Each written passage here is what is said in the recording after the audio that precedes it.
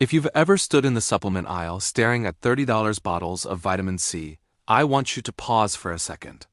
Because there is a plant most Americans drive past every single day, especially in winter, that quietly contains more usable vitamin C than oranges, survives freezing temperatures without protection, and used to be a core survival food in this country.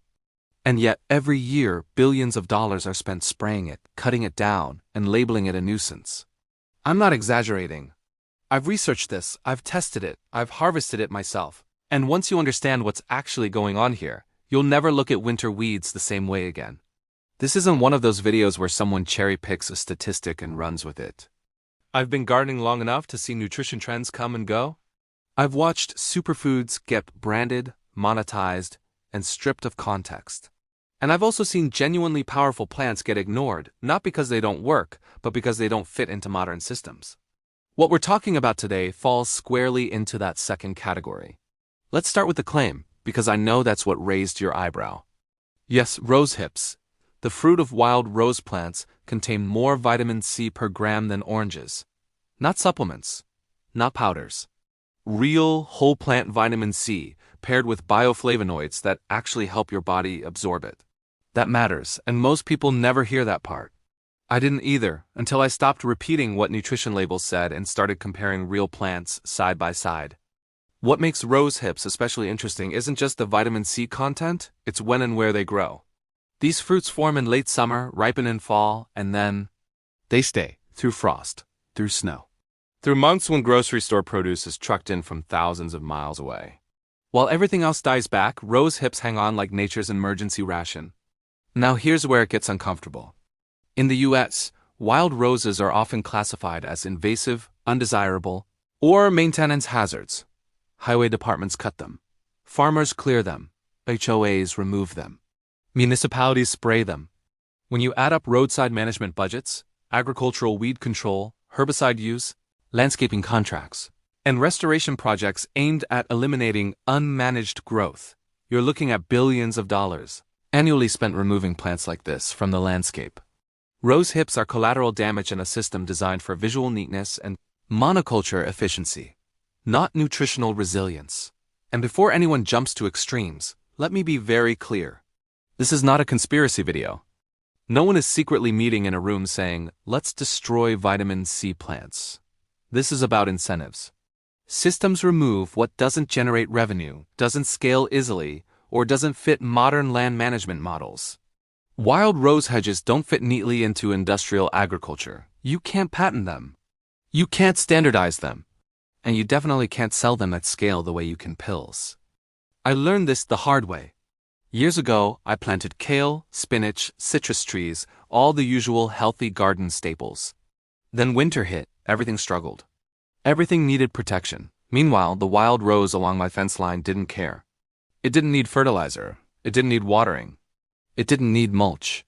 It just kept producing fruit quietly like it always had. That's when I stopped trusting gardening advice that only works in ideal conditions. Here's something most people don't realize. Vitamin C degrades with heat, storage, and processing. That orange you're eating? It's already lost a chunk of its original content by the time it reaches your kitchen. Rose hips, when harvested after frost, actually become more palatable and retain their nutritional value because they haven't been juiced, stored, pasteurized, or shipped across continents. From a biological standpoint, they're exactly what humans evolved to rely on during lean months. And yet, when gardeners talk about winter prep, rose hips rarely come up. Why? Because they're not trendy. They don't photograph well in smoothie bowls. They don't have influencer marketing behind them. They're just there. And that's often the most powerful category of plant. Let me ask you something, because this is where the conversation gets interesting.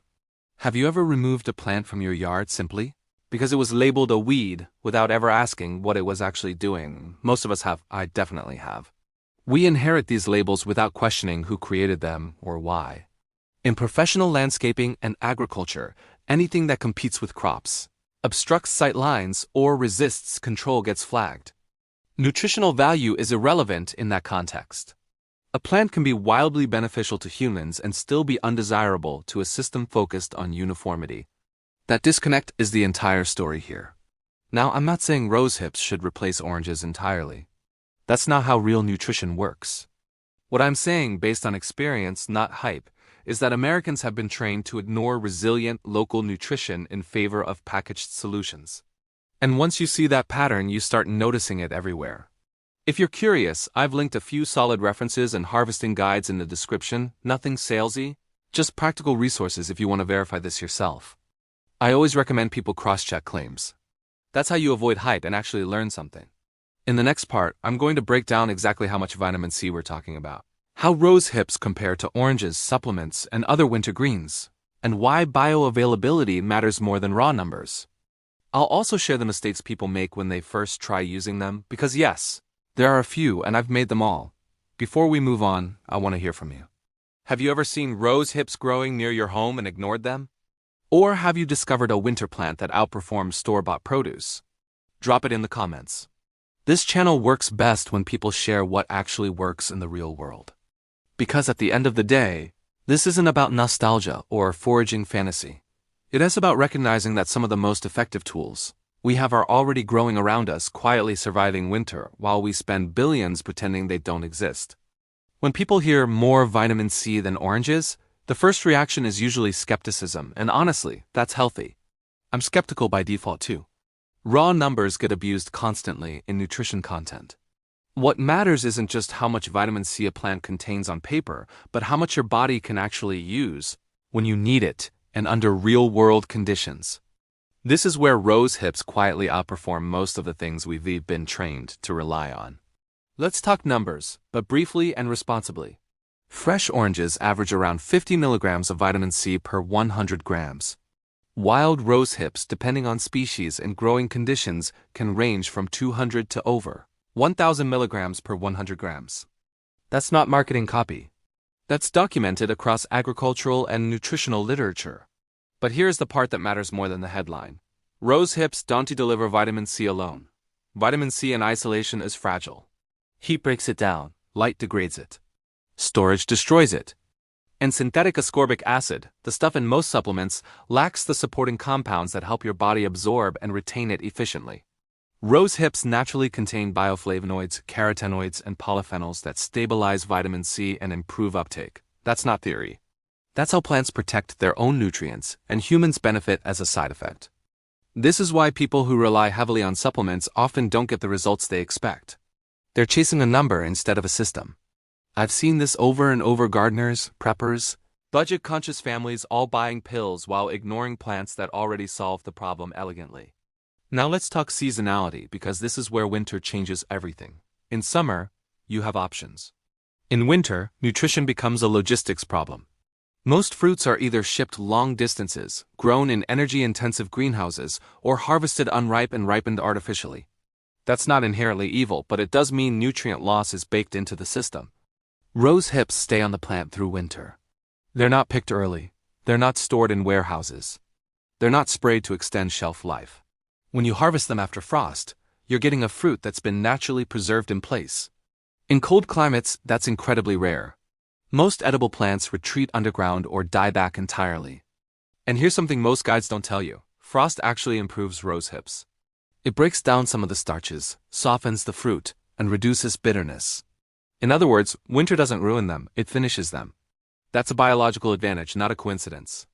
Of course, this doesn't mean rose hips are perfect. Anyone who tells you that is selling something. The seeds inside are irritating if not handled correctly. The fine hairs can cause discomfort if you're careless.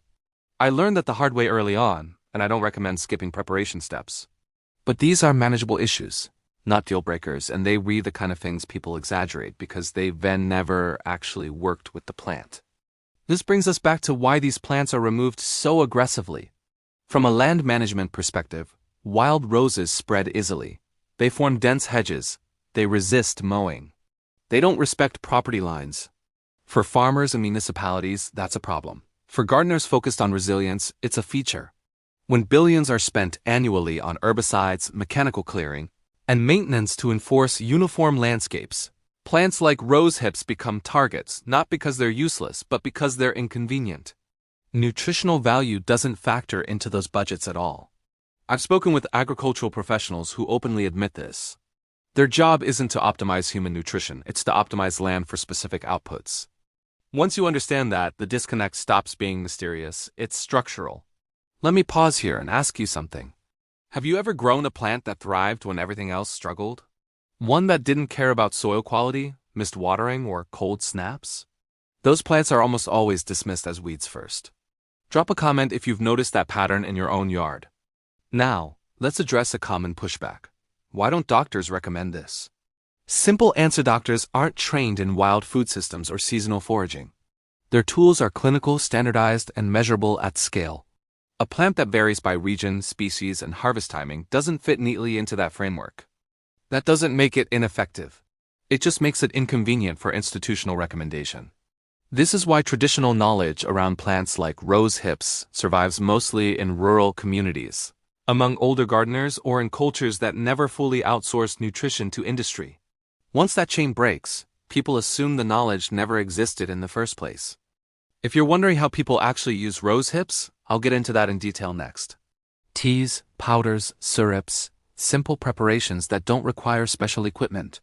I will also cover what not to do, because improper drying and overheating can absolutely destroy the very nutrients you're trying to preserve. Again, I've linked reputable harvesting and prep resources in the description if you want to dig deeper or verify anything I'm saying. I don't expect blind trust, just informed curiosity. In part 3, I'll tie everything together: how backyard gardeners can integrate plants like this intentionally, why diversity beats perfection, and the one mindset shift that separates resilient gardens from fragile ones. And before we wrap this section, have you ever spent money on a supplement only to later realize you could have grown or harvested something similar for free? You're not alone. I want to hear those stories too. By this point, the pattern should be clear. Plants like rose hips aren't ignored because they don't work. They're ignored because they work outside the systems we've built. They don't need constant inputs. They don't need perfect soil. They don't need protection from winter. And that makes them invisible in a culture that has been trained to equate effort and expense with value. If you've been gardening long enough, you've probably felt this tension without having the words for it. The plants that demand the most attention often deliver the least when conditions turn against you. Meanwhile, the ones that thrive quietly without fertilizer schedules, pest treatments, or irrigation are dismissed as messy or undesirable. That's not an accident. That's selection bias baked into modern gardening advice. The truth is, most backyard gardens in America are built for aesthetics first and resilience second. Straight rows, clean edges, predictable harvest windows. That works fine until weather shifts, supply chains wobble, or budgets tighten. Then suddenly the plants that don't belong start looking a lot more valuable. Rose hips sit right at that crossroads. They're not a miracle cure. They won't replace every fruit in your diet. But they represent something far more important: a category of nutrition that persists without permission. When you allow even a small amount of that into your space, your entire approach to gardening changes. Here's the practical takeaway, and this is where experience matters. You don't need to rewild your entire yard. You don't need to stop growing what you enjoy. What you need is layering: resilient plants alongside productive ones, perennials alongside annuals, things that grow when conditions are good and things that survive when they're not. I've seen gardeners fail not because they lacked knowledge, but because they optimized for one narrow window of success. Summer abundance followed by winter dependence. Plants like rose hips bridge that gap naturally. They extend the season without asking for more from you. And let's address the elephant in the room: control. A lot of people fear plants that spread or persist because they don't behave perfectly. But in nature, resilience rarely looks tidy. If you've ever relied on a single crop or a single source of nutrition, you already know how fragile that is. Diversity isn't just ecological, it's practical insurance. This is also where the $11 billion destruction problem really lands. When we spend enormous sums clearing, spraying, and erasing plants that could coexist with us, we're not just removing vegetation, we're narrowing our options. Every system that prioritizes uniformity over adaptability pays for it eventually. Gardening is no different. I want to be clear again, this isn't about rejecting modern agriculture or supplements outright. It's about balance. When you understand which plants can support you during stress periods, you stop overreacting to scarcity narratives. You stop panicking when prices rise. You stop feeling dependent on solutions you don't control. That shift alone is powerful. If you decide to work with rose hips, start small. Identify what's already growing near you. Learn the difference between species. Harvest responsibly. Prepare them correctly. Respect the plant instead of romanticizing it. That's how you avoid the mistakes beginners make and how you actually benefit from what the plant offers. And if rose hips don't grow in your region, don't miss the lesson. There are equivalents everywhere. Wintercress, pine needles, nettles, chickweed, different climates, same principle. The most useful plants are often the ones nobody markets to you. Before we wrap up, I want to ask one last question. What's a plant you were told to remove, but later realized had value? That kind of knowledge only spreads when people share it. Drop it in the comments. Someone else will benefit from your experience more than you realize. If you want to explore this further, I put additional resources and references in the description, guides, comparisons, and a few tools I actually trust. Nothing flashy. Just things that work. And remember this as you move forward. Nutrition isn't about chasing the most expensive option or the loudest claim. It's about understanding what endures and why. When you build around that, you stop reacting and start choosing. If this series helped you see your garden differently, give it a like, subscribe for more grounded, experience-based breakdowns, and check out the next video where we uncover another overlooked plant that's been mislabeled and misunderstood for decades. By this point, the question usually changes.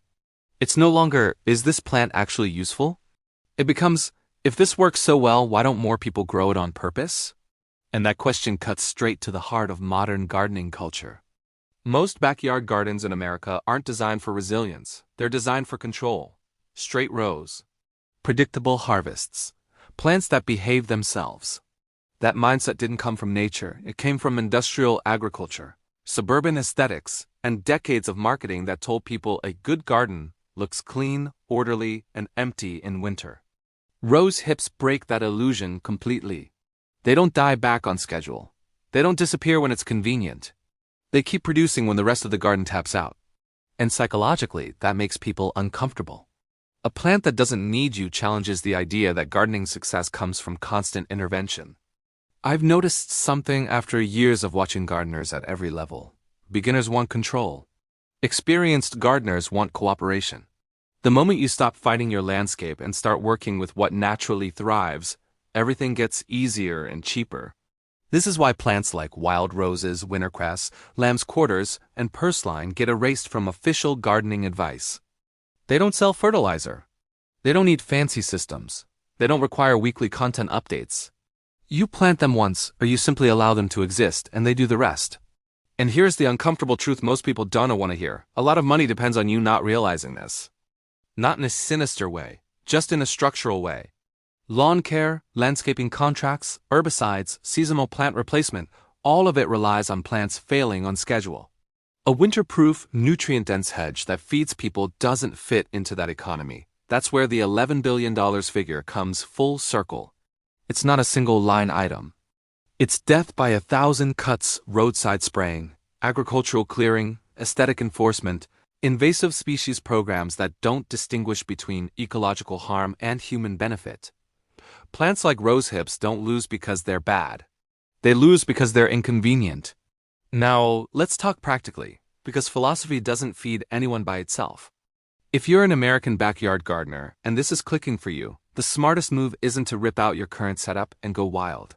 That's not how experienced people operate. The move is integration. You keep your tomatoes.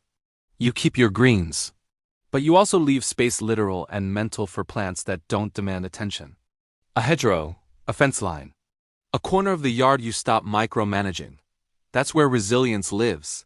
I've watched gardeners burn out trying to maintain perfection. And I've watched others quietly succeed by letting nature shoulder some of the workload. Guess which ones are still gardening 10 years later? Let me ask you something, because this matters. Has your garden ever failed you when you needed it most during a cold snap, a busy season, or a tight budget month? That's not bad luck. That's fragility, and fragility is optional. Plants like rose hips aren't miracle cures. They're insurance. They're redundancy. They read the nutritional equivalent of having a backup generator you never think about until the power goes out. Modern systems discourage redundancy because it's inefficient. Nature does the opposite because it works. If you're interested in adding this kind of resilience, I've included links in the description to species identification guides and region-specific resources. Nothing sponsored, nothing flashy, just tools that help you make informed decisions in your own yard. In the final section, I'm going to leave you with one expert-level mindset shift that separates gardeners who chase trends from gardeners who quietly outperform them year after year. It's not about what you plant. It's about what you stop removing. And if this video changed how you see even one weed in your yard, do me a favor, hit like, subscribe, and check out the next video where I break down another overlooked plant that thrives when everything else fails. Because once you start seeing your landscape differently, you realize something powerful. The most valuable plants are often the ones nobody bothered to sell you. By this point in the series, the facts aren't really the issue anymore. We've talked about vitamin C content, winter resilience, bioavailability, and why plants like rose hips outperform many store-bought options when conditions get tough. So part 5 isn't about convincing you that this plant has value. It's about explaining why, despite all of that, most people still never act on it and how experienced backyard gardeners quietly do. The biggest obstacle isn't misinformation. It's conditioning. Modern gardening culture, especially in the US, is built around control. Straight rows, clean edges, predictable harvests, plants that behave themselves. Anything that spreads, adapts, or survives without permission gets labeled a problem. Once that label sticks, people stop asking useful questions, they just remove it. I've watched this happen in real time. Gardeners will baby a citrus tree all winter, wrapping it, heating it, stressing over frost, while a wild rose 10 feet away produces nutrient-dense fruit without help. One plant is celebrated because it fits the story we've been told. The other is ignored because it doesn't. This isn't about fault. It's about habits passed down through extension programs, landscaping standards, and aesthetics-driven advice. Most backyard gardeners inherit a framework that values order over output and appearance over function.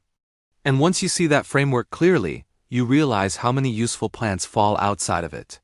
Here's the truth seasoned growers learn eventually.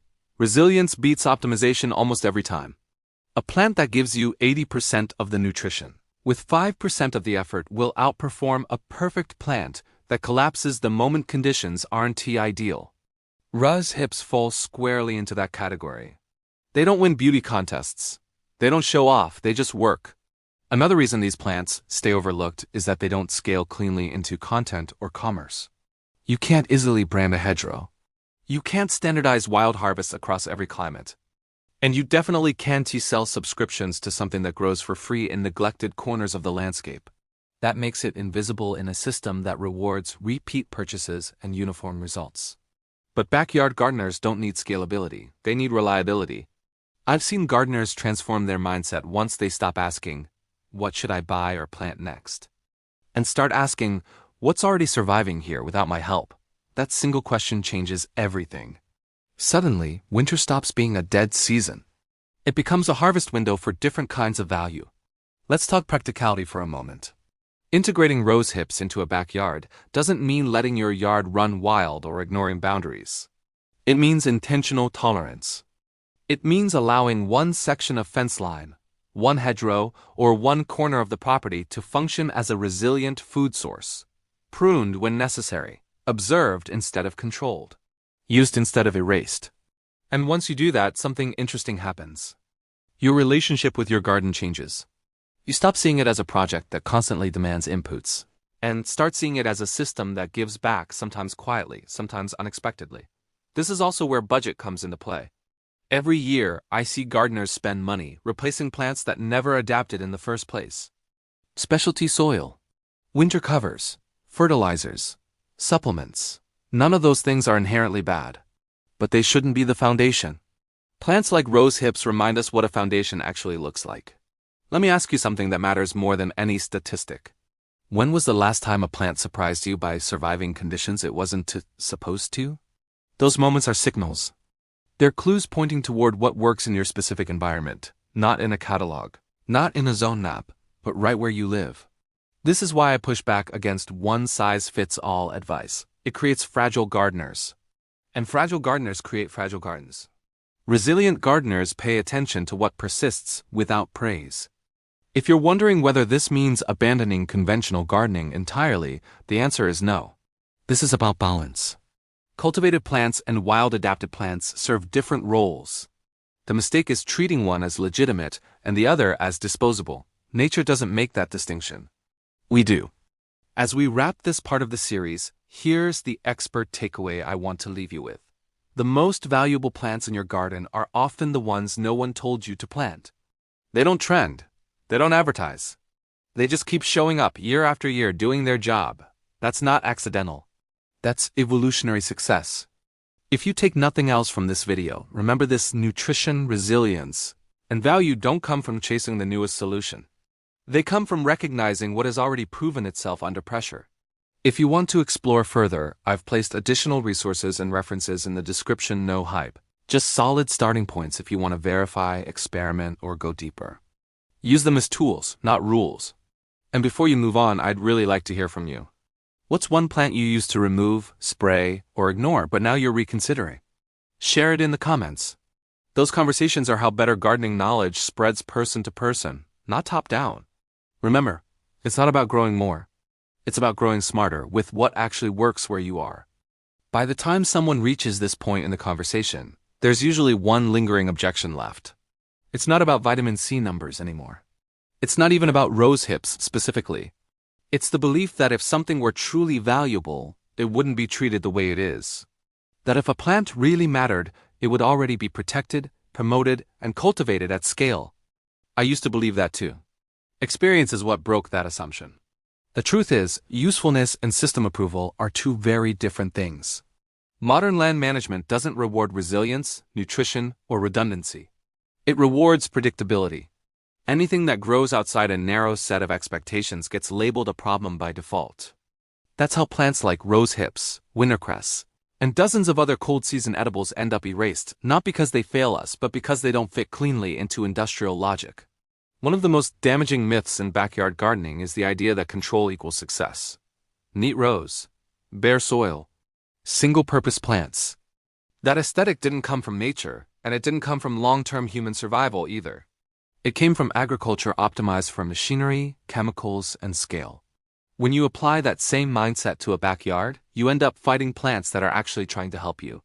Wild roses are a perfect example. They're hardy. They're self-repairing. They tolerate neglect better than almost anything sold at a garden center. And because they don't need constant inputs, they're invisible to a system built around selling inputs. No fertilizer schedule. No patented seed. No annual replacement. From a business perspective, that's dead weight. From a gardener's perspective, it's gold. I've watched people spend years chasing the perfect citrus tree in climates where citrus barely survives, while actively removing wild rose hedges that thrive without intervention. That's not ignorance, it's conditioning. We've been taught to associate value with effort, expense, and branding. If it grows too easily, we assume it must be inferior. In reality, ease is often a sign of alignment with local conditions. Another myth worth killing is the idea that using wild or overlooked plants means going off-grid or rejecting modern food systems entirely. That's not what this is about. This is supplementation in the truest sense of the word, not pills, but support. When winter hits, when budgets tighten, when supply chains wobble, having something reliable growing nearby changes your relationship with food. It reduces pressure. It increases options, it builds confidence, and confidence is the real payoff here. Not vitamin C numbers, not self-sufficiency fantasies. Confidence that you're not completely dependent on systems you don't control.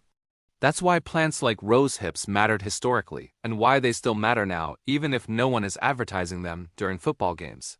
For American backyard gardeners especially, this is an opportunity hiding in plain sight. You don't need acres of land. You don't need to forage illegally or wander into protected areas. Many people already have wild roses growing on fence lines, property edges, or nearby public land where harvesting fallen fruit is permitted. The barrier isn't access, it's awareness. Now let's address responsibility, because this part gets overlooked. Not all wild plants should be encouraged everywhere. Context matters.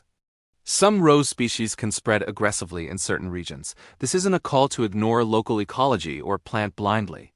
It's a call to stop erasing value before understanding it. Management and appreciation can coexist. Removal without evaluation is where the waste happens.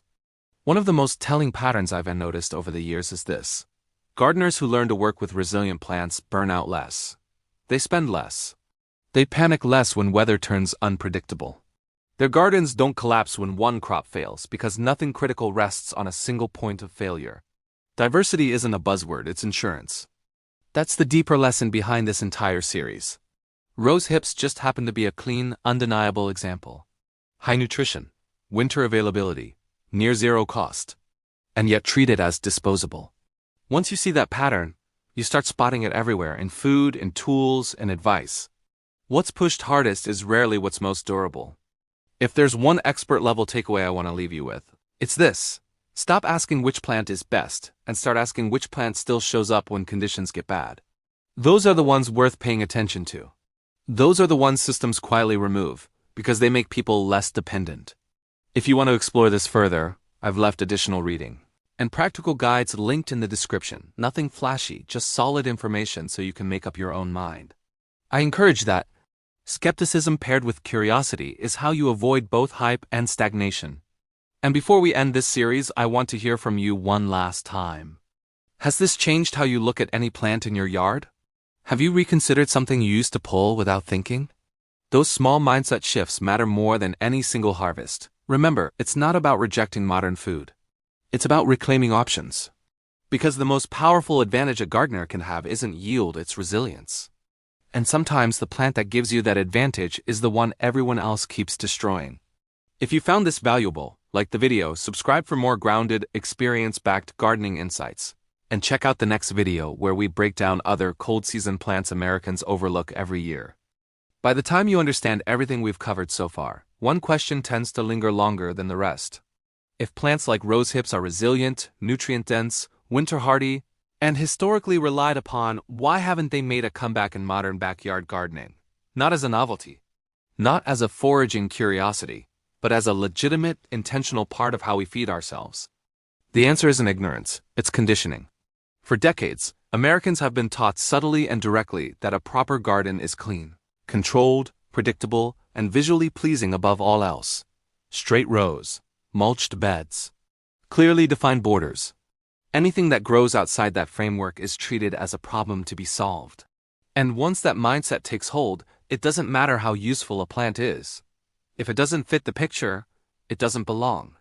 I've seen this play out hundreds of times. A gardener plants fruit trees, vegetables, herbs. Then a wild rose pops up along a fence line. It's thorny, it's aggressive. It doesn't match the plan, so it gets removed. Not because it failed, but because it succeeded on its own terms. This is the fundamental disconnect. We say we want resilient food systems, but we design landscapes that punish resilience when it doesn't behave politely. Municipal budgets reflect this perfectly. Money flows freely toward mowing, spraying, clearing, and resetting land to an artificial baseline. Meanwhile, almost nothing is invested in teaching people how to coexist with productive wild plants already adapted to their region. The result is a cycle where we spend money twice, once to destroy free nutrition, and again to replace it with purchased alternatives. And this isn't theoretical. When you combine federal and state weed control programs, roadside vegetation management, herbicide contracts, landscaping enforcement, and agricultural clearing, you are absolutely looking at billions of dollars annually spent suppressing unmanaged plant growth.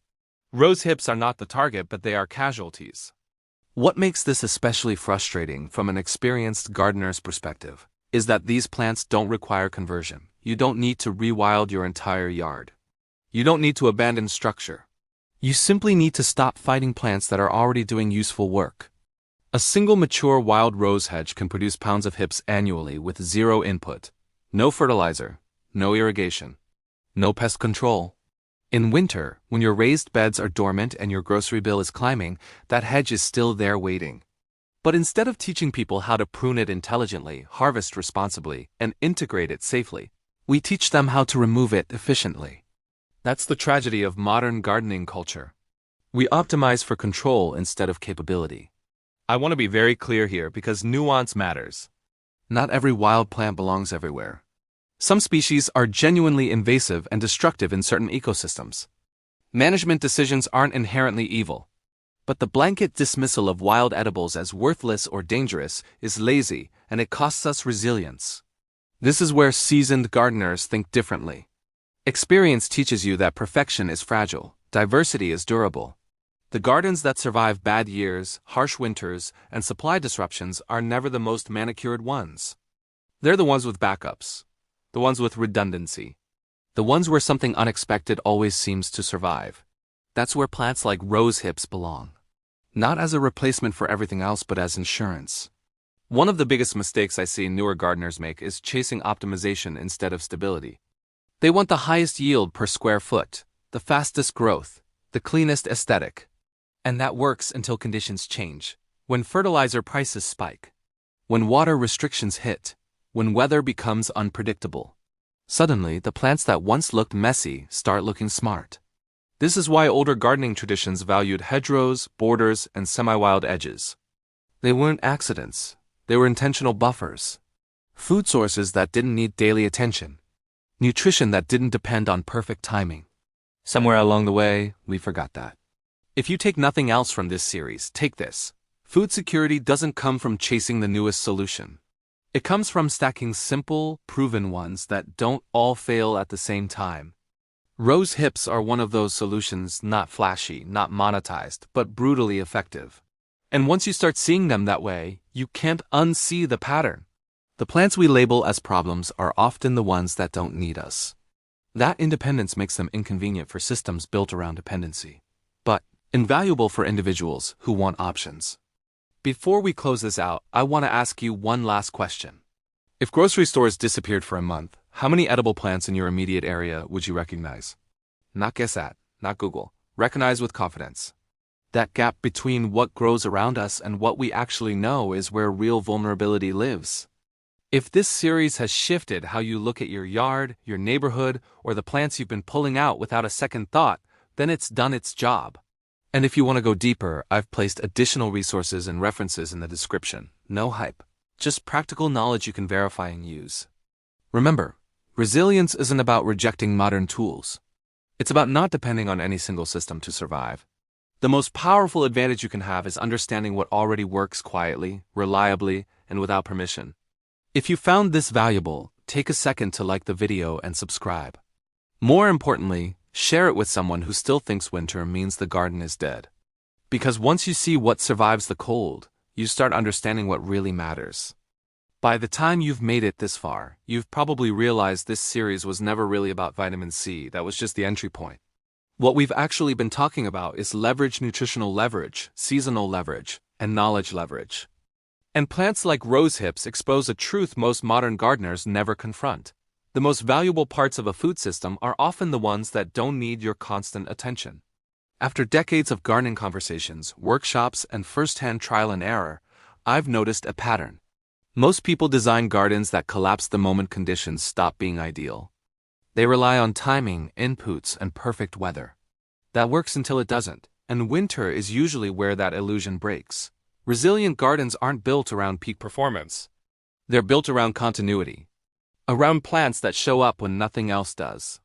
Around redundancy, overlap, and biological stubbornness.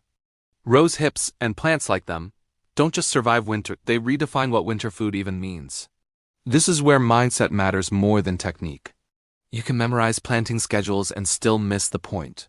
Because the real advantage isn't knowing what to grow it. It's knowing why certain plants have endured for centuries, while others constantly need rescuing. Think about how strange it is that a fruit capable of providing winter nutrition, requiring no fertilizer, no irrigation, no pest control, and no replanting, is considered disposable. That tells you everything you need to know about modern priorities. Productivity has been confused with control. Clean lines have replaced function. And anything that doesn't submit gets erased. But here's the quiet truth.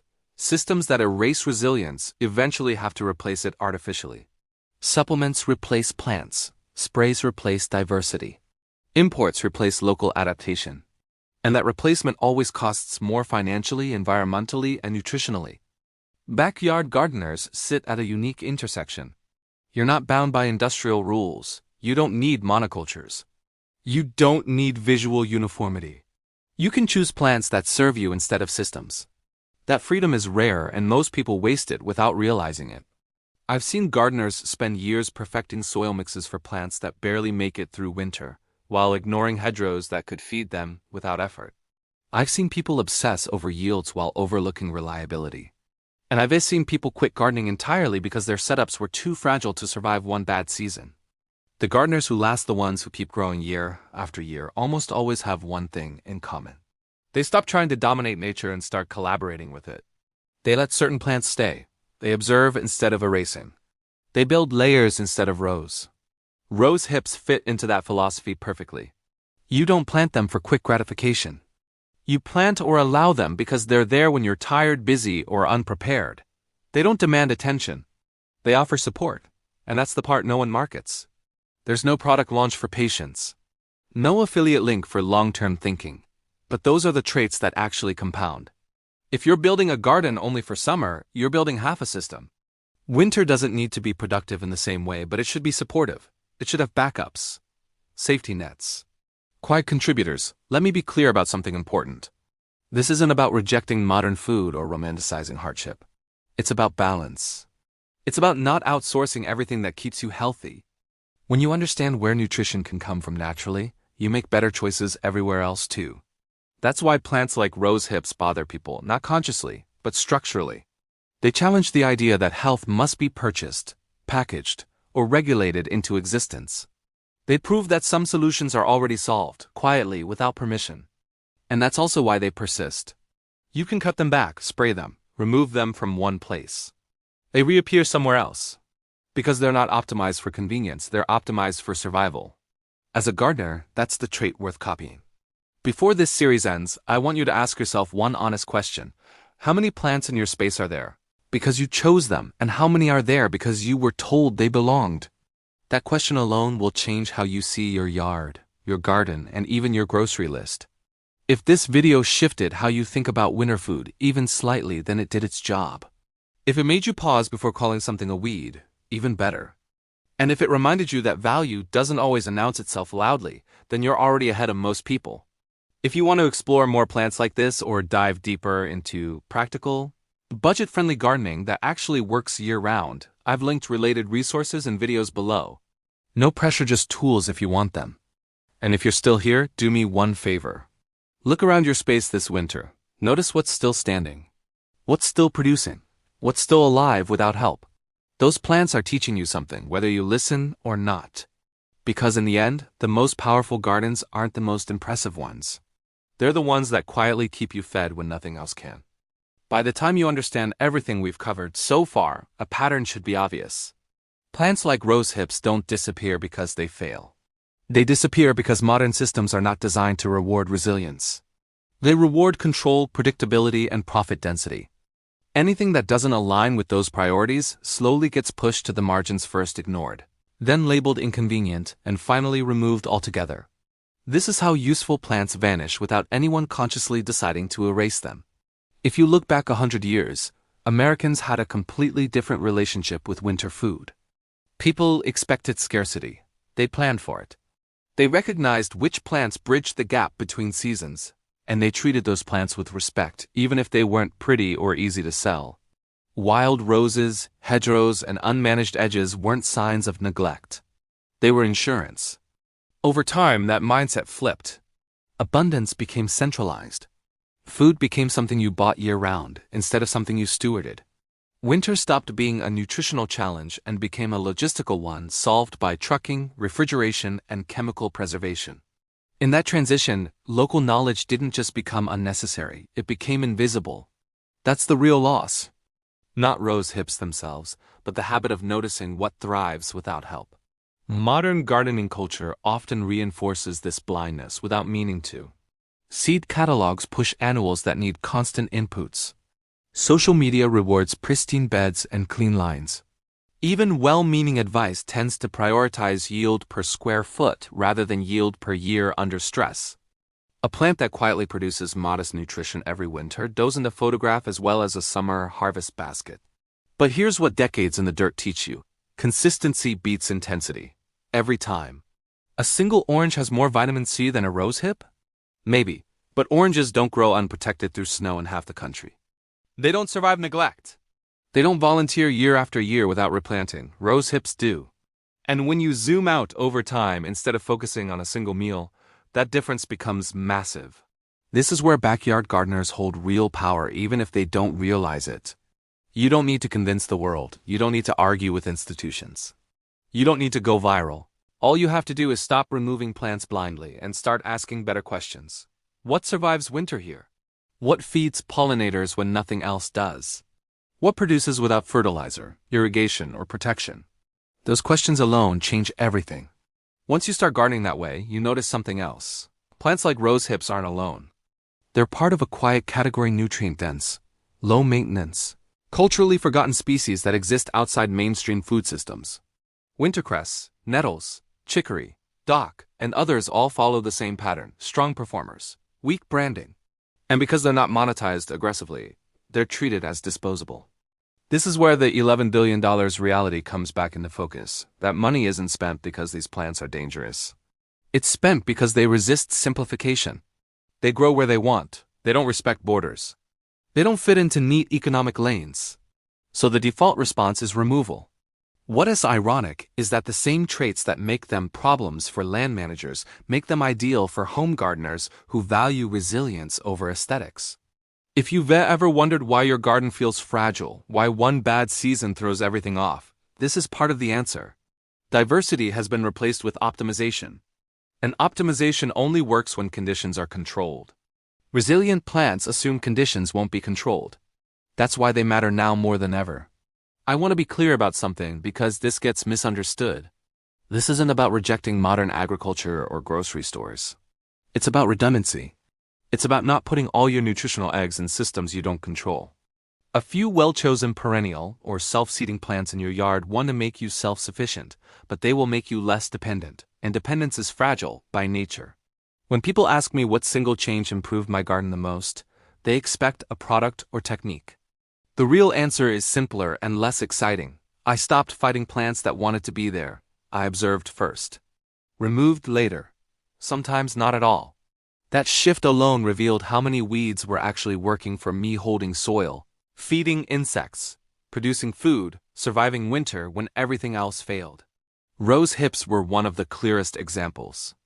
If you take nothing else from this entire series, take this: nutrition doesn't start in the store. It starts in the landscape. And the plants that persist without help are telling you something important if you're willing to listen. Before this series ends, I want to ask you one last honest question. If a plant feeds people, survives winter, requires almost nothing, and has done so for generations, who benefits from you ignoring it? That question isn't meant to provoke anger. It's meant to provoke curiosity. Because once curiosity replaces assumptions, you start seeing your yard and your food very differently. By the time you've gardened for a decade or more, something becomes very clear. Plants don't disappear because they fail.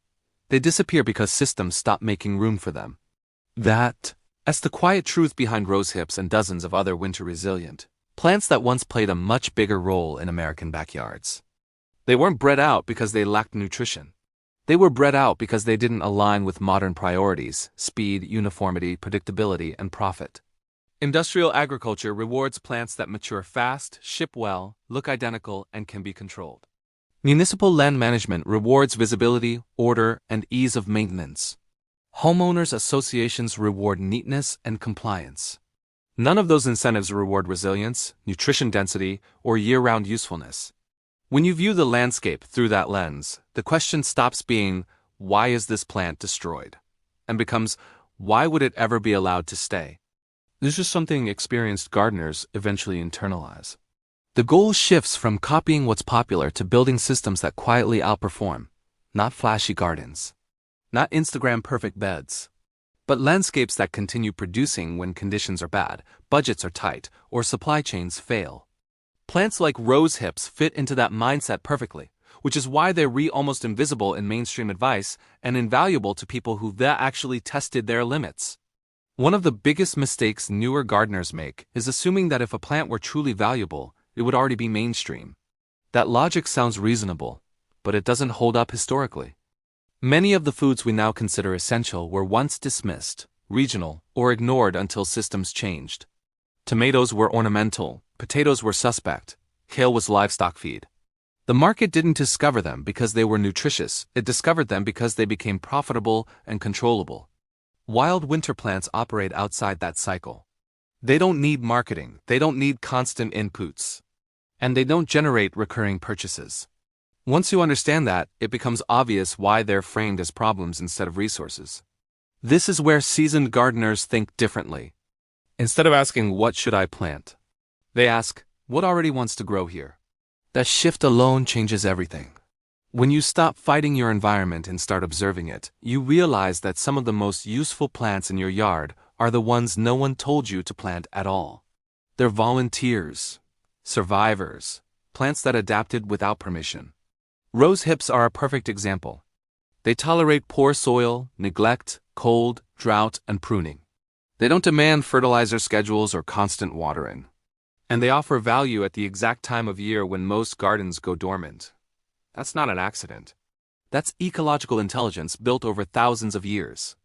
Now, let's talk about responsibility, because this is important. Not every wild plant should be spread indiscriminately. Not every region needs more of the same species. Ethical gardening means understanding your local ecosystem, native varieties, and balance. This isn't about letting everything run wild. It is about selectively preserving what actually contributes to resilience and nutrition instead of blindly removing anything that looks messy. That nuance gets lost online, where content often swings between extremes, either total control or total chaos. Real gardeners live in the middle. They curate, they observe, they adjust. And they keep plants that earn their place through performance, not aesthetics. Another truth most people don't want to hear: convenience has replaced competence. We've outsourced food knowledge to packaging, labels, and trends. When that happens, plants that require even a small learning curve, like proper rosehip harvesting, get dismissed. Not because they're hard, but because we're no longer taught to engage directly with our food systems. That's not a moral failing, it's a cultural shift. But once you recognize it, you can choose differently. You can decide to keep one hedge that produces winter nutrition instead of removing it. You can learn one preparation method instead of buying another supplement. Small decisions compound. And this is where the $11 billion conversation comes full circle. That number isn't just about chemicals or equipment. It represents a massive investment in maintaining a version of the landscape that prioritizes control over resilience.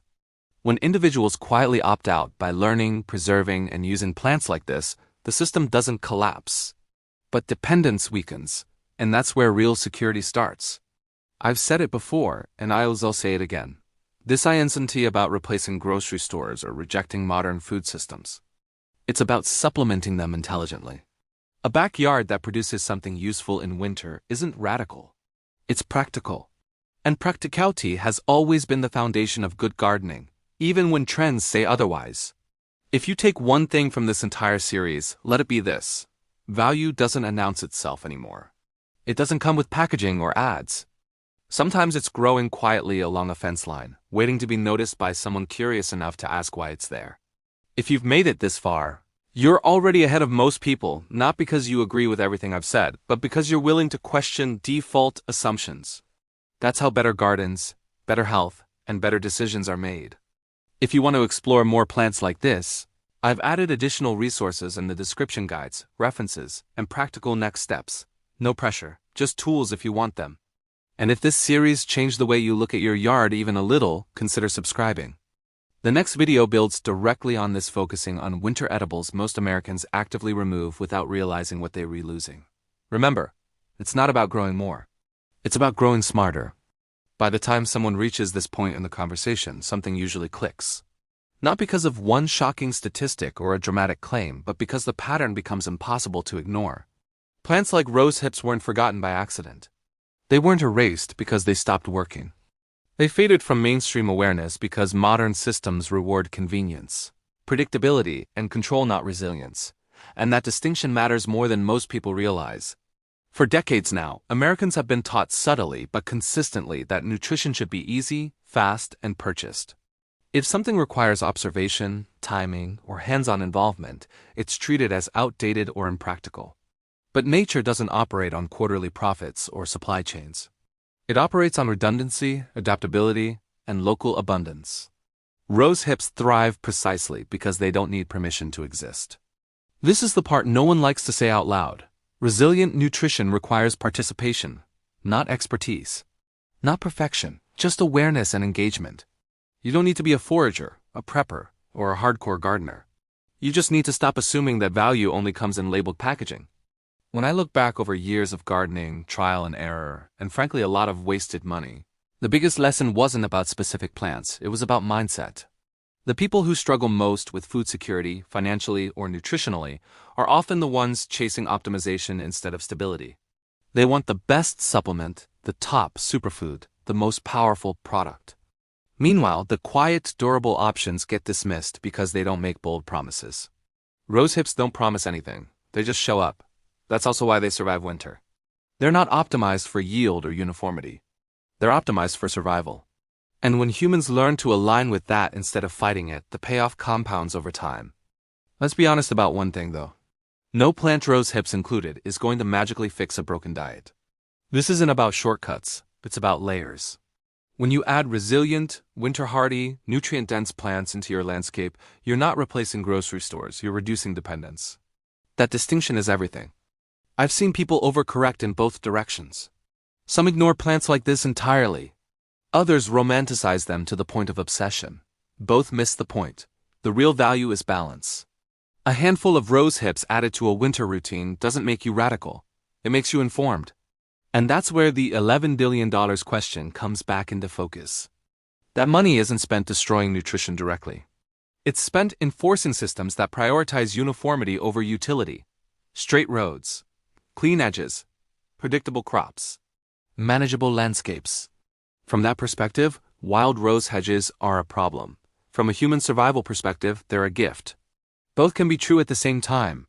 The mistake is assuming one perspective is neutral. Every time a plant is labeled a weed, a judgment is being made about what matters. Usually it's not nutrition. It's convenience, aesthetics, control. Once you understand that, you stop internalizing those labels as facts and start seeing them as context-specific decisions. That shift alone changes how you garden. Instead of asking, is this plant allowed? You start asking, what does this plant offer? Instead of removing something because it wasn't planted intentionally, you observe it through a full season. You see when it flowers, when it fruits, how it behaves under stress. That curiosity is how forgotten food re-enters modern life, not through trends, but through attention. If there's one expert-level takeaway I want to leave you with, it's this: the most valuable plants are often the ones that don't ask for anything. They don't demand fertilizer schedules, irrigation systems, or constant monitoring. They adapt. They persist, and they wait. Rose hips will still be there whether you harvest them or not. That's not true of most food systems we rely on.